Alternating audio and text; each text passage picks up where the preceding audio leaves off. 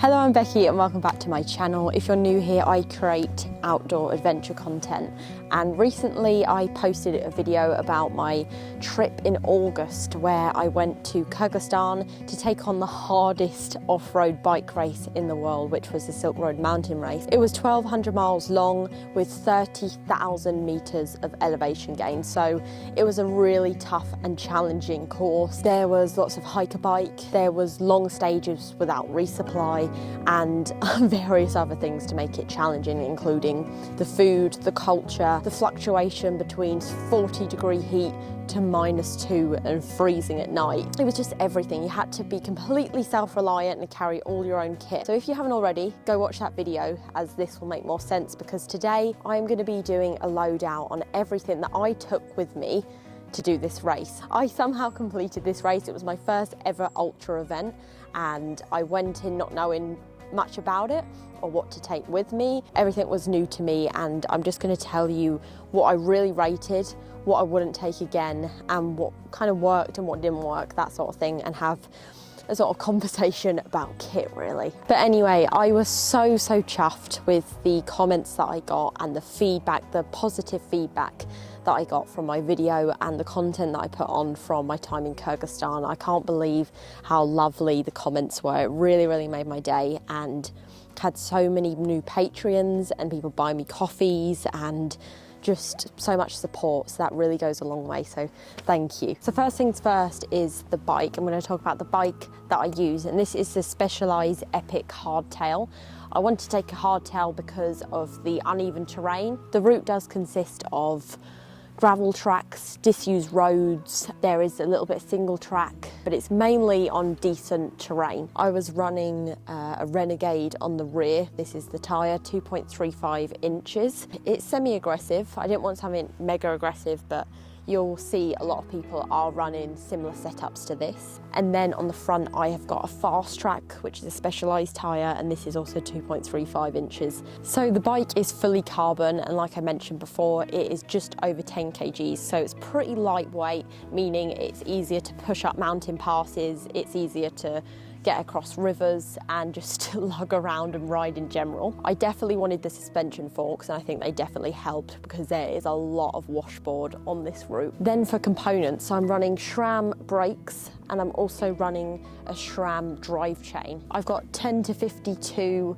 teeth on my cassette, and I think it's a 34 on the chainring, and I'm obviously running a 1x, which has less to go wrong. I also, just to mention, have tubeless set up with my tyres. I think tubeless is the way to go, whether you're racing or bike touring. It's just, I've run tubes for trips before and been puncturing constantly. I didn't get one puncture on this race, and that was 2 weeks of riding every day. So I'm going on to the bags, the luggage that I took with me. I was really unsure whether to run with fork bags or to run them on the rear on my aero pack. These are all tail fin bags apart from my handlebar bag, but Tailfin have just brought out their new handlebar bag, so I'll be switching over to that. So this is a 10-litre pack. I have got it onto suspension forks, obviously, and that's what a lot of people always ask me about, how I've mounted them to suspension forks. And you can get these little mounts, which are ace, really cool, and I'll link that below. I'll link everything below so everyone can get a rough idea. It is so cold. Right, so this is the 10-litre fork bag, but you can also adjust the mounts at the back so it can fit onto this carbon arch that you can see here. For Iceland, the trip that I did before Kyrgyzstan, I traversed Iceland north to south. I needed a lot of luggage because there was no resupply whatsoever. So I took front and rear bags, and you can see the loadout for that video also. In here, I took, and I've had to repack this, obviously it's a few months after Silk Road. Waterproof trousers, these are 7 mesh. These work brilliantly, they are Gore-Tex Pro. In here I've got my wash kit, and this is the original bag. First off is a microfiber towel. I used this a few times when I stayed in guest houses. I think I stayed in 2 guest houses. I think I just stayed in 1. I maybe have just had 1 shower in the 2 weeks. That's quite bad to say out loud, but I probably wouldn't bring that again. You just have to strip dry. I took first aid, which is an essential item that you have to take, it's mandatory. That included a lot of Imodium. It included an emergency blanket, which I didn't use. I took wound closure strips with me. I took plasters, I took painkillers, I took a bandage. Didn't actually take anything apart from the Imodium, but it's just good to have. I took arnica salve. This is like an essential piece of kit for putting on saddle sores, putting on cuts, putting on sore muscles. Anti-chafing cream. Toothpaste, mini one. I took a Sea to Summit wash, nappy rash cream, and this is actually the Kyrgyzstan one. That's why I was like, what is that? Because it's in, I think it's Russian. But yeah, that was fun explaining to the woman that I need a load of diarrhea tablets and nappy rash cream. Toothbrush, lighter with black tape on. Black tape is essential. This is a repair kit, which is really good to take. I'd always take a repair kit. I think it's great if your mat pops, because we're sleeping on a lot of rock and you're obviously not careful because you're just tired and want to get your camp set up quick.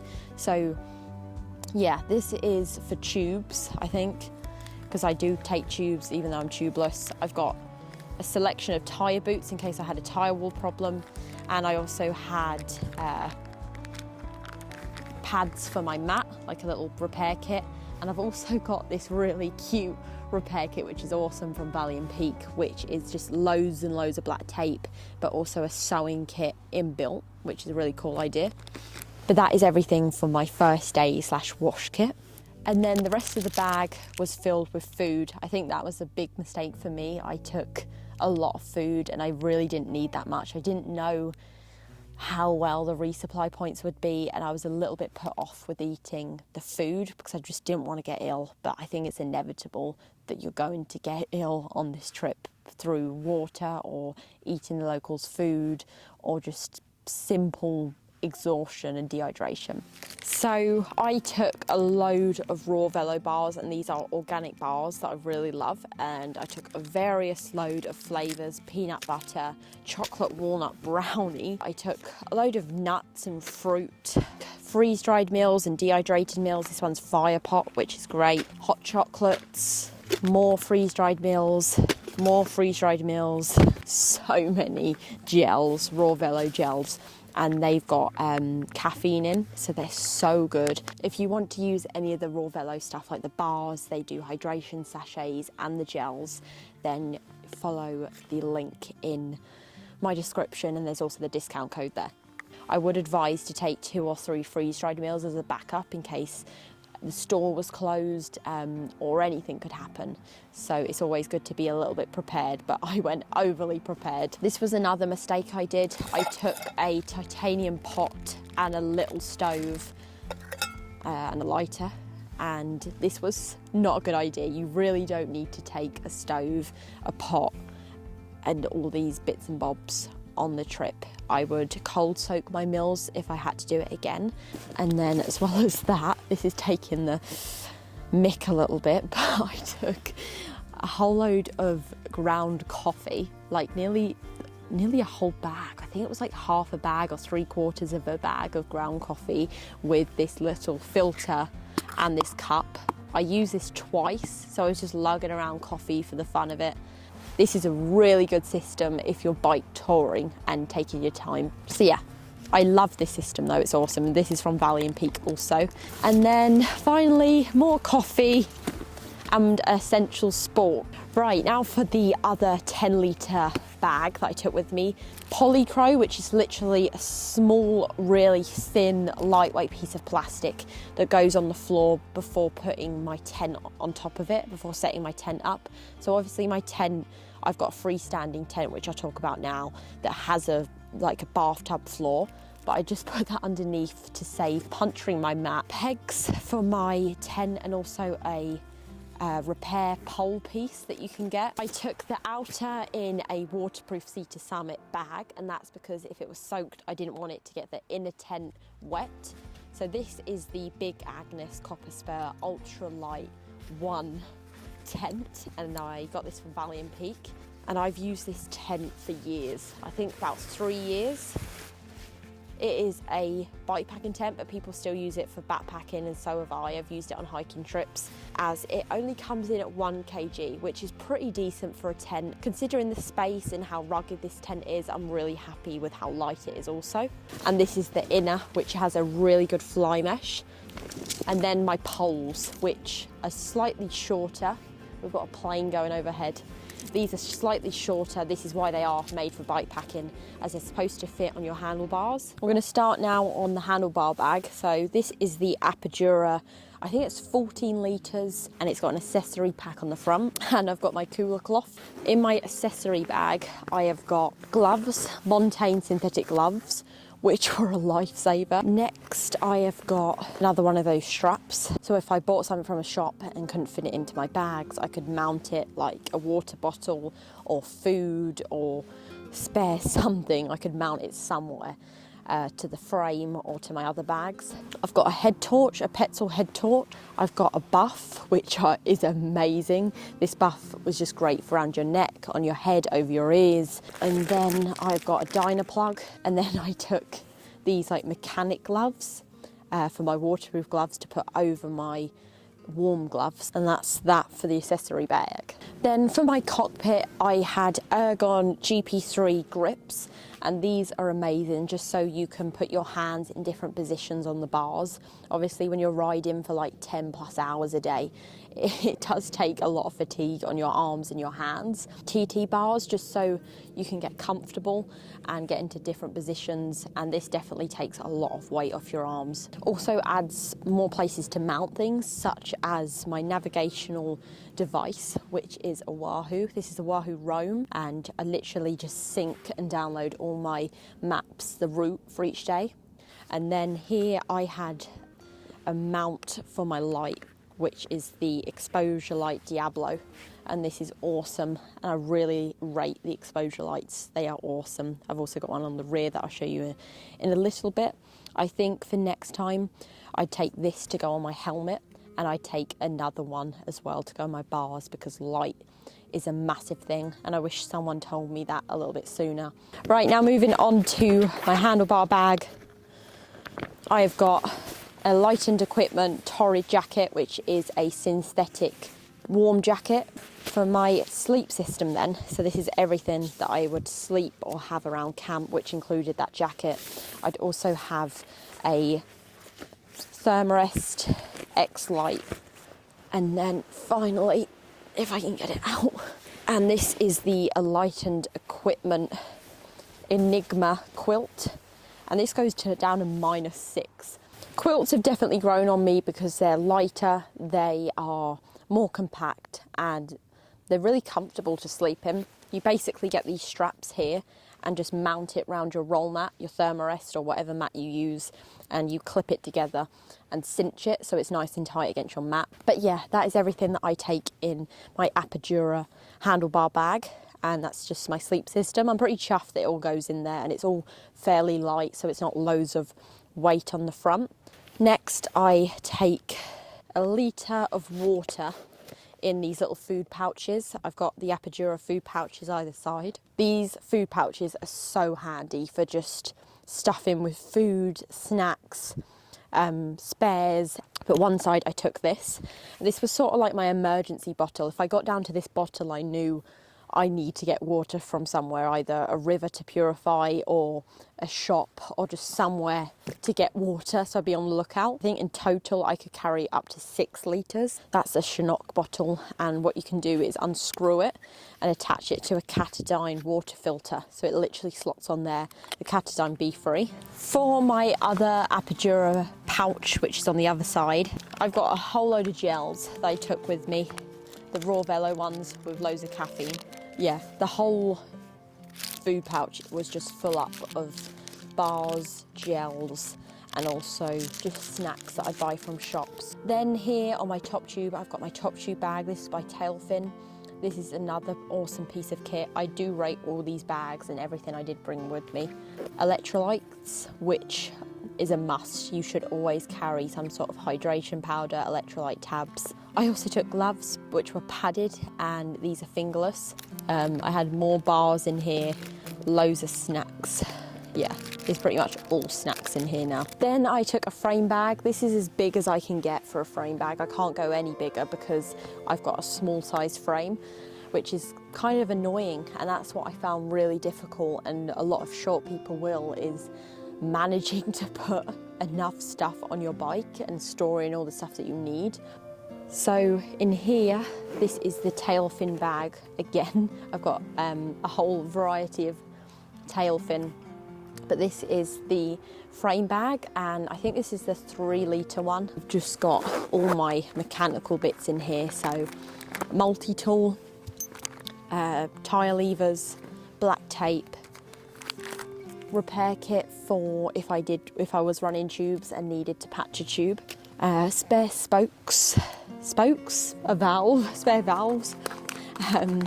I had a spare derailleur hanger, which is essential, screws and just fitments and everything for all the tail fin bags in case I needed them, spare Allen keys, another valve, another tyre lever. This is spare cleats, chain links, chain lube. This is obviously too big. I did not use it all. It's still probably filled to here. These are nipples for my spokes, super glue and black tape, gear cable, cloth for my chain. I think this was essential. This is obviously not the one I took with me. And that's everything in there. And then the other side is a smaller compartment, and I stored a whole load of spokes, spare spokes for my wheels, and that was obviously a common thing. Now for the rest of the bike, I've got a raw velo bottle which I put my electrolytes in. So this was solely my electrolytes bottle.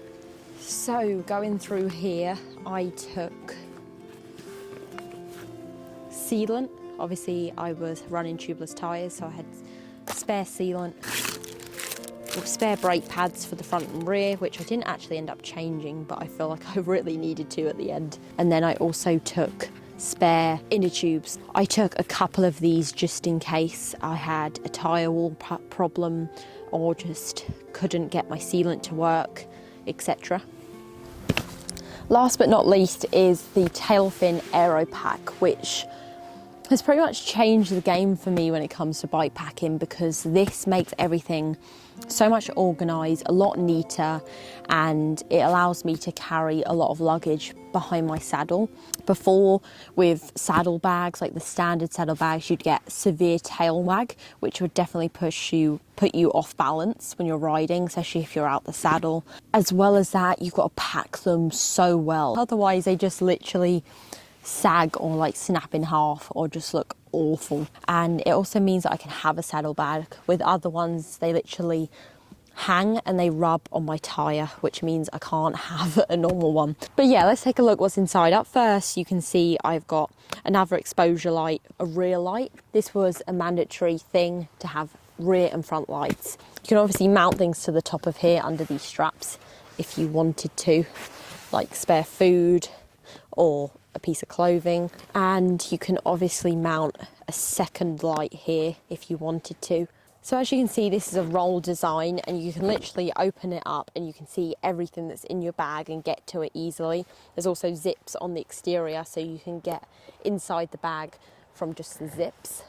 In here I stored my clothes, and in this bag, the Sea to Summit bag, it does look pretty chunky. It's actually crazy. So in the Sea to Summit bag is all the clothing that I took, and obviously for 2 weeks with various weather, from 40-degree heat and intense sun to freezing cold nights and lots of rain, it's obviously so varied, so it's hard to know what to pack for clothing. I think that's what I was like, I don't know what to take. I don't want it to be overkill and not wear it, but then I don't want to have not enough clothing and be cold or uncomfortable.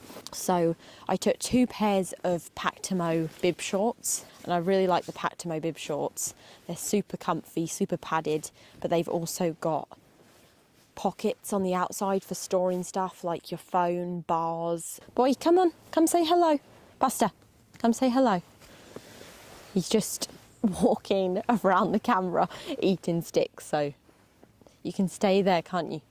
You can watch me unload everything. 2 bib shorts was definitely enough, and just rotating them, washing one, I'd leave the other one. Hello, what do you want? Hey, you want to help join in? Go on, go find another stick, because you're taking over. I know. Where is it? Go find a stick. Back to it. I took a short-sleeved t-shirt, but I think after doing the race, I'd probably just take one merino top.